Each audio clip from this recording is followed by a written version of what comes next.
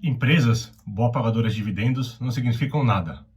Se você acha, que essa frase também não faz muito sentido, fica até o final do vídeo para entender melhor. Fala pessoal, tranquilos? Trazendo mais um vídeo com um assunto um pouco diferente. Semana passada nós fizemos um vídeo falando que se tributarmos os dividendos, as ações iriam subir. Foi um assunto um pouco diferente, um pouco intrigante e também que gera um pouco de discussões.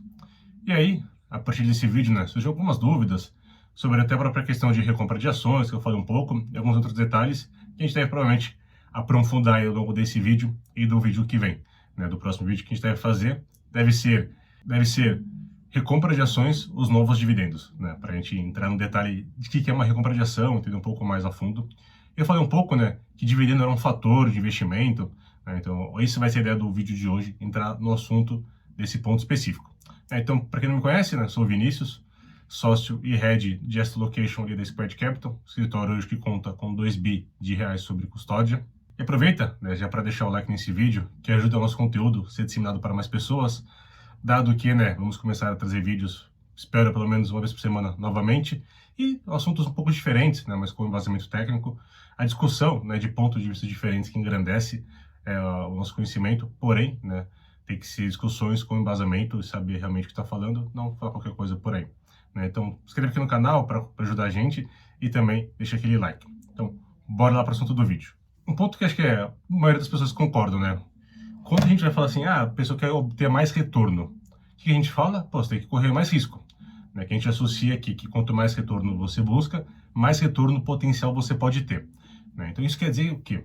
Que isso é um tipo de fator, Todo tipo de retorno que o investidor tem, Então, assim, você comprou uma ação, ganhou 10%, você está exposto a alguns fatores de risco, Então, toda alta de uma ação, a gente pode desmembrar em diversos fatores e falar que quais fatores que contribuíram para essa alta desse papel específico. E quando a gente fala de correr mais riscos, a gente espera ter mais retorno, a gente está falando de correr mais riscos de mercado, que seria mais volatilidade, mais oscilação, que comumente é caracterizado como beta. Então, correr mais risco de mercado é ter uma carteira mais arriscada que o benchmark, que seria o Ibovespa, logo um beta maior. Isso se dá do CAPM, que a gente falou no vídeo passado, a gente vai entrar um pouquinho no detalhe agora, que é o Capital Asset Price Modeling, que é basicamente a parte mais básica de fatores, onde se leva em consideração um fator, que é o risco de mercado, para saber qual seria o retorno requerido, basicamente, por uma ação específica, dado o risco de mercado, o retorno de mercado e o retorno do ativo livre de risco. Depois, se você pensar só o risco de mercado, talvez não faça sentido, As ações podem oscilar por outros motivos. E aí, tivemos algumas evoluções nesse ponto de estudo, depois tivemos um modelo, de 3 modelos, que é do Fromm & French, que além da questão do risco de mercado, ele considera do low versus high, que seria do book value, que seria basicamente questões de value, stocks, de growth, seria as ações que são mais growth ou mais value, então esse ponto específico, e também de small versus big, que seria as small caps versus as large caps. Então, a gente seria um fator de 3 modelos, Então, basicamente, nessa equação específica, nós falaríamos, que uma ação, ela sobe por esses 3 fatores. O risco de mercado, quanto mais ou menos risco ela tiver de mercado, pode subir mais. Se ela é uma value ou uma growth stock, no caso, growth poderia subir mais. E de small versus big, onde small caps poderão subir mais. O que isso é importante, Quando a gente vai precificar qualquer tipo de ativo, nós temos que saber essas questões, Então, quais são os fatores que influenciam essa alta de uma ação específica? E aí vocês podem se perguntar, o que essa todo monte de coisa que ele está falando tem a ver com o título do vídeo, que é que dividendos, ações de dividendos, não significam nada. Isso é um ponto específico, Então, por que a gente vai falar isso? Como a gente gosta de trazer os dados por trás que a gente está falando, você fala, eu sou um cara louco que está trazendo umas ideias que não fazem sentido para a mesa. Vou trazer aqui, alguns indícios de um livro. O livro chama Your Complete Guide to Factor-Based Investing. Seria basicamente o seu guia básico, o seu guia completo para Factor-Based Investing, que seria investir através de fatores, que hoje, cada vez mais tem sido uma coisa bem bastante usada no mercado, Você investe através de fatores, porque isso traz um custo baixo para a sua carteira e consegue gerar muitas vezes um alfa, se você escolher os fatores corretos. O que isso tem de bom no livro? Então, vou pegar aqui, para caso vocês quiserem comprar o livro, aqui no apêndice C do livro, dividendos não são um fator, esse é o principal ponto. O que dividendos não é um fator. Então, se a empresa paga muito ou paga pouco dividendo, não influencia o crescimento dela no longo prazo ou não. Dividendo simplesmente não faz parte, né, da mensuração do risco e do retorno de uma ação pode ter. Né? No retorno, se você somar ali, entra na cálculo do retorno que você vai ter, mas não é ela pagar mais ou menos dividendos que faria ela se valorizar mais ou menos ao longo do tempo. Então, eu vou até separar alguns trechos desse apêndice aqui para falar para vocês. Deixa eu pegar. Aqui, né, vou só começar o primeiro aqui, ó. Em 1961, o papel, né, Política de Dividendo, Crescimento e Valuation das Ações, do Merton Miller e do Franco Modigliani, né, que é um dos primeiros fatores que a gente falou aqui, né, das equações, estabeleceu, né, que as políticas de dividendos são irrelevantes para os retornos das ações. Por mais de 50 anos, né, esse teorema não teve nenhum problema de contra-argumentação na academia. E aqui ainda fala, né, a evidência empírica suporta a teoria que explica por que não tem nenhum modelo, né, de dividendo nos valuations divididos por fatores, né? Então, mostrando mais um ponto que dividendo não é algo relevante, né, para a empresa se valorizar ao longo do tempo. E, né, depois dos modelos que a gente falou, agora um dos mais famosos que tem também, né, puxando do livro, é o CAT Four Factor Model, né, que seria uma evolução ali dos três modelos que a gente acabou de falar. E os quatro modelos ser o Market Beta, né, que é o risco de mercado, o Size, que a gente já falou, o Value and Growth, e o quarto seria o Momentum. Mas quando se porventura, né, vocês tiverem curiosidade e puxar essas equações, vocês vão ver que normalmente, né, assim, o grande retorno ali vem normalmente do market, né, do risco de mercado e da questão do value e do growth. O momento costuma ser, né, do value and growth e small big, e o growth, o momento não tem tanta relevância. E até, vocês podem, né, buscar algumas ideias de até alguns contrapontos que normalmente small caps deveriam se valorizar mais ao longo do tempo, e a gente tem visto mais as large caps, né, as big techs americanas, se valorizarem mais até do que as small caps. E uma coisa que tem acontecido, se vocês buscarem um pouco, né, por mais finanças corporativas, você vê que quando uma empresa mais cresce, ela tem um ganho de escala, né? Eu deve ter ouvido falar essa expressão. Quer dizer, quando ela mais cresce, né, por unidade que ela fabrica, o custo acaba sendo menor. O problema é que chega uma hora, né, quando você pega as empresas de bens industriais, elas começam a ter, né, não mais um ganho de escala, mas ela começa a ter uma perda de escala pelo crescimento. Porque para ela, né, o ganho marginal para produzir um novo produto, né, o custo marginal, acaba sendo maior do que o ganho marginal dela. Então ela tem uma deseconomia de escala, de vez, né, um ganho de escala ao longo do tempo.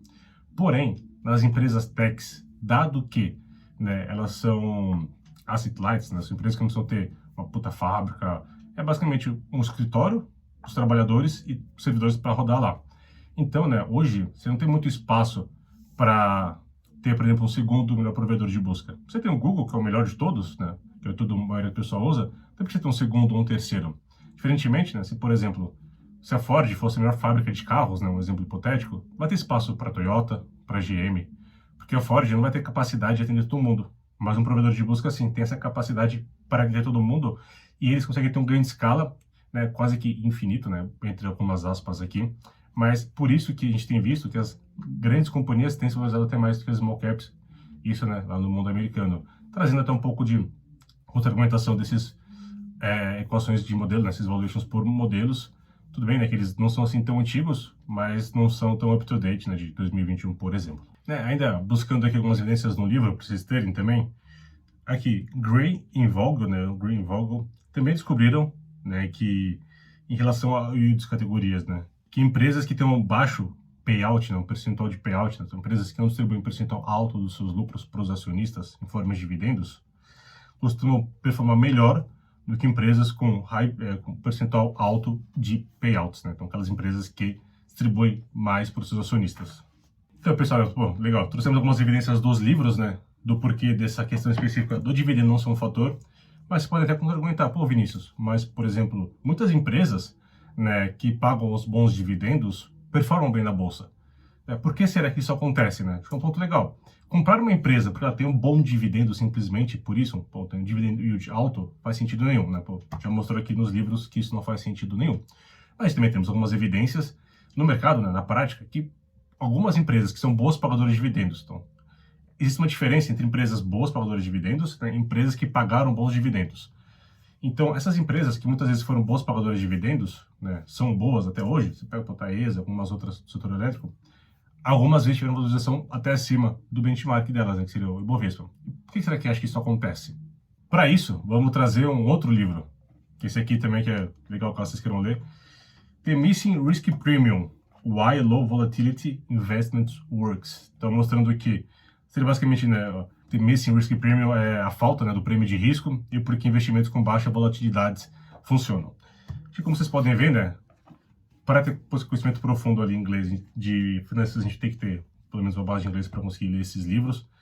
Mas, normalmente, aqui a gente consegue ver também, né, do outro livro, do Factor Investing, um dos apêndices aqui a gente consegue ver que o quê? O que é um dos fatores, né?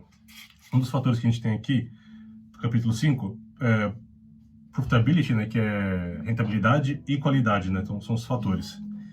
Junto com essa questão do Missing Risk Premium, normalmente empresas, né, que são comumente, principalmente na bolsa brasileiras, muito bem vistas em formas de boa pagadora de dividendos, são empresas que são mais estáveis, né? O que isso quer dizer? São empresas que normalmente o fluxo de caixa delas são mais estáveis. Então são empresas de qualidade maior, né? Dado que elas não têm tanta oscilação no seu fluxo de caixa, né, do recebimento, que até é uma anomalia essa questão do Missing Risk Premium trazer retornos maiores, né? Porque trazendo um risco menor do que o de mercado, trazendo um retorno maior, até se vocês pegarem no livro de Factor Investing, tá lá uma anomalia, né, que é essa questão do Missing Risk Premium, mas esse é o ponto. Normalmente essas empresas, né, dei o exemplo aqui da Taesa, ela tem tido um retorno excelente, não é porque ela paga bons dividendos, é outro ponto. Ela tem um fluxo de caixa muito constante, né, bem recorrente, uma base da seguridade bem segura, né, tem, né, evoluído seus fluxos de caixa ao longo do tempo, e isso, né, a qualidade, né, o fator qualidade que agrega a essa rentabilidade boa da ação, e não para ser uma boa pagadora de dividendos. Aqui eu quero mostrar para vocês no fim do dia que comprar ação simplesmente porque ela é uma boa pagadora de dividendos, né, ou pagou bons dividendos no passado, não faz sentido nenhum, porque isso não é um fator que vai fazer você ganhar dinheiro. Porém, comprar empresas de qualidades que, né, tem um do fator de rentabilidade, né, que é a profitability, e qualidade, e além disso, gera um fluxo de caixa constante ao longo do tempo, isso sim vai trazer bons retornos.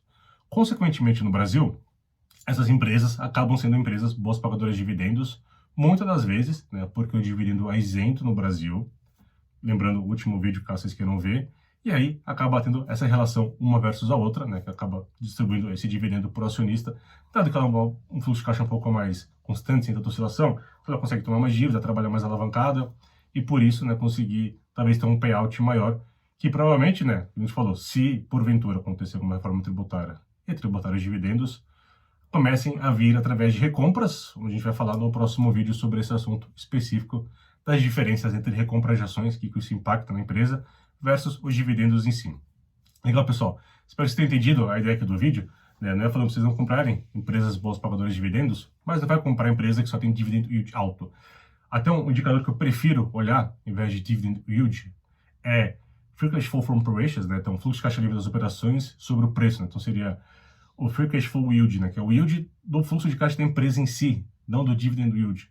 Porque a empresa gerando caixa, né, isso que traz retorno no longo prazo, aí vai dependendo de como ela faz os investimentos. Claro que a empresa não pode investir errado, né, tem que ter um tipo de investimento que seja ali ao menos maior do que o WACC dela, né, que é o custo de capital médio. Então a ideia seria sempre essa: prefiro empresas que geram caixas. Até vocês pegarem, quando o Braga ali era gestor dos fundos da XP, né, do XP Dividendos, ele até falava: nós não compramos empresas que têm dividend yield alto, e sim empresas que têm o Free Cash Flow Yield alto, né? Então tem um yield de fluxo de caixa alto, porque isso aqui no fim do dia, né, acaba trazendo mais consistência, porque às vezes a empresa pode ter um dividendo yield muito bom nos últimos 12 meses, dado algo extraordinário, que o fluxo de caixa tira esses extraordinários da conta. Legal, pessoal? Espero que tenha contribuído aí para a análise de investimentos de vocês, umas ideias um pouco diferentes do padrão, que aqui no Brasil a gente só vê as pessoas falando de comprar empresa para dividendos, viver de renda, que compra, não vende nada, e que preço não importa, trazer uma visão diferente para vocês. Fechado, pessoal? Por favor, deixa o like, até mais.